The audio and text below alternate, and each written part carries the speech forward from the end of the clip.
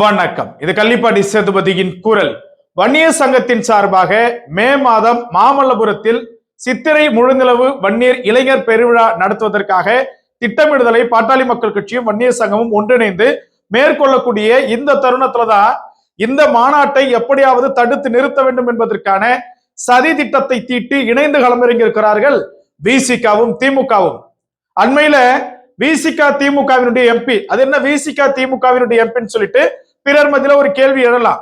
ஒரு கட்சியில பயணிக்கிறாங்கன்னா அவங்களுடைய சுய சின்னத்துல நின்று வெற்றி பெறவங்க மட்டும்தான் அந்த கட்சியினுடைய நாடாளுமன்ற உறுப்பினர்.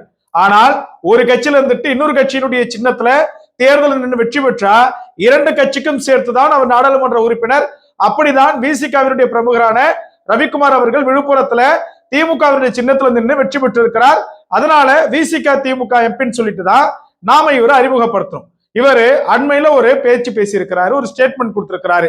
என்ன அப்படின்னா, நான் அரசியல் வந்ததற்கு காரணமே 1987 நடந்த இடஒதுக்கீடு வன்முறை போராட்டம் தான் என்னை தலித்திய அரசியலுக்குள் கொண்டு வந்ததுன்னு பேசியிருக்கிறார். விகடன் வார இது வெளிவந்திருக்கிறது.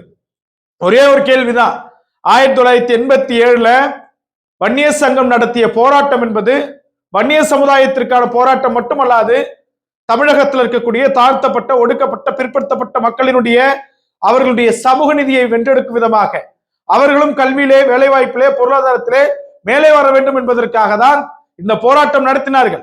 போராட்டத்துல எங்கேயும் ஒரு இடத்துல கூட தலித் சாவல, போராட்டத்துல பிற சமுதாயத்தை சார்ந்தவங்க சாவல. காவல்துறையினுடைய துப்பாக்கி தோட்டாக்களுக்கு இரையாக்கப்பட்டது வன்னியர் சமுதாயம். அதே தேதியில வன்முறையா மாத்திரம்னு சொல்லி பாட்டாளி மக்கள் கட்சி சார்பாக, வன்னியர் சங்கத்தின் சார்பாக அந்த போராட்டம் என்பது அறிவிக்கப்படுகிறது. இன்றைய பாமகவினுடைய நிறுவனர், அன்றைய வன்னியர் சங்கத்தினுடைய நிறுவனராக மருத்துவர் ஐயா அவர்கள் இருந்த போது 17ஆம் தேதி போராட்டம் பண்ண போறோம்னு சொல்றாங்க. கலைஞர் வேண்டுமென்றே திட்டமிட்டு சென்னை அண்ணா அறிவாலயத்தை அதே தேதியில திறக்கிறாரு. திமுகவினர் செய்த வன்முறை தான் அன்றைய வன்முறை என்று போராட்டமாக பேசப்பட்டது. அப்ப உண்மையிலேயே விசிக திமுக எம்பி ரவிக்குமார் அவர்கள் இந்த கேள்வியை யாரை பார்த்து கேட்டுக்கணும், இந்த குற்றத்தை யாரை பார்த்து சொல்லியிருக்கணும்னா திமுகவை பார்த்து சொல்லியிருக்கணும். நீங்க ஏன் அன்னைக்கு அண்ணா அறிவாலயத்தை திறந்தீங்க? அந்த சமுதாயத்திற்காக, அனைத்து சமுதாயத்திற்கும் அந்த போராட்டம் நடந்ததுன்னு சொல்லிட்டு ஒரு முறையாவது கேள்வி எழுப்பியிருக்க வேண்டும். ஆனா இவங்க எழுப்ப மாட்டாங்க. காரணம் என்னன்றது நமக்கு தெரியும். அந்த முன்னாடியே சொல்லிட்டு விசிக திமுக எம்பிட்டு வேங்கை வயல்ல சுயசாதி மக்கள் மலம் கிடந்த தண்ணீரை, அந்த நாத்தம் முடிச்ச தண்ணீரை குடிச்சப்ப கூட இவர்கள் வெறுமான பெயரளவுக்கு மட்டும்தான் அங்க போயிட்டு ஒரு அடையாள போராட்டம் நடத்தி அதற்கு பின்பாக முட்டு கொடுக்க ஆரம்பிச்சிட்டாங்க. இப்ப மாநாடு பாமக அறிவிக்குது. இந்த தருணத்துல இப்படியான இழிவு வார்த்தைகளை, இப்படியான குற்றச்சாட்டுகளை முன்வைத்துக் கொண்டிருந்தால் இவர்களின் மீது ஒரு தப்பான கண்ணோட்டம் வரும். ஆகையினால இந்த மாநாட்டை எப்படியாவது தடுத்து நிறுத்த வேண்டும் என்பதற்காக திமுகவும் விசிகவும் இணைந்து தற்போது இது போன்ற நிகழ்வுகளை அரங்கேற்ற தொடங்கி இருக்கிறார்கள். மேலும் இப்போதே எந்தெந்த வழியா பாமக காரங்க வருவாங்கன்றத இப்போவே அவர்கள் தெரிஞ்சு வைக்கிறதுக்கு நம்மை தாண்டி, அதாவது மாநாட்டில் கலந்து கொள்ள இருக்கவங்களுடைய தாண்டி அவர்கள் மிக ஆர்வமாக இருக்கிறார்கள். இதுல இன்னொரு செய்தியுமே என்னன்னா, பாமகவினுடைய அடையாளங்களோடு, வன்னியர் சங்கத்தினுடைய அடையாளங்களோடு மாநாட்டினுடைய கூட்டத்தோடு கூட்டமாக கலந்து சில விடயங்கள் அவர்களை செய்வதற்கும் வாய்ப்புள்ளதாக தகவல்கள் வெளிவந்திருக்கிறது.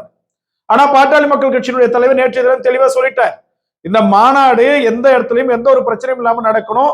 கண்காணிப்பு குழுவில இருந்து நாம எல்லாத்தையுமே சிசிடிவி கேமரா மூலமா வாட்ச் பண்ணி ஒரு இடத்துல கூட ஒரு சின்ன தகராறு வரக்கூடாது, ஒரு சின்ன சண்டை வரக்கூடாது, ஒரு பிரச்சனை வரக்கூடாது.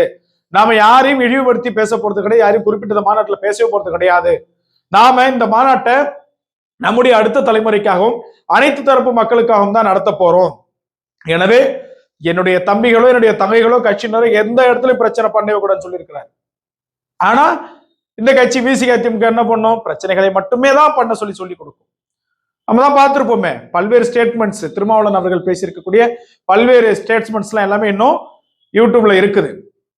யார் நினைத்தாலும், யார் என்ன செய்ய முயற்சித்தாலும் இந்த மாநாட்டை வெற்றி மாநாடாக நடத்துவதற்கான மிகப்பெரியது ஒரு திட்டமிடுதலை பாமகவினுடைய தலைவர் திரு அன்புமணி ராமதாஸ் அவர்கள் முன்னெடுத்திருக்கிறார். விசிக திமுகவினுடைய கனவு என்பது கனவாக மட்டும்தான் இருக்குமே தவிர்த்து அந்த கனவு ஒருபோதும் நிஜமாக போவதில்லை என்பதை அவர்கள் உணர வேண்டும். இன்னும் வேறு மாதிரியான அரசியல் பண்ண துடிச்சிட்டு இருக்காதீங்க. பசங்களை கொஞ்சமாவது விடுங்க. பசங்களை அப்படி பண்றான் இப்படி பண்றான்னு சொல்லி அவனுடைய வாழ்க்கையை வீணடிக்காதீங்க. எங்களுடைய தலைவர்கள் அப்படி சொல்றது கிடையாது. ஆக்கப்பூர்வமான அறிவுபூர்வமான அரசியலை முன்னெடுக்க சொல்லியிருக்கிறார்கள். மாநாடு நிச்சயம் வெற்றி மாநாடாக நடந்தே தீரும். எத்தனை சதிவலைகள் கொண்டு யார் நம் முன்னே வந்தாலும் அந்த சதிவலைகளை அறுத்தெறிந்து இந்த மாநாட்டை நடத்தி காட்டும் என்று கூறிக்கொண்டு மீண்டும் ஒரு காணொலியில் உங்களை சந்திக்கிறேன். அதுவரை விடைபெறுவது உங்கள் கள்ளிப்பாடி சேதுபதி. நன்றி, வணக்கம்.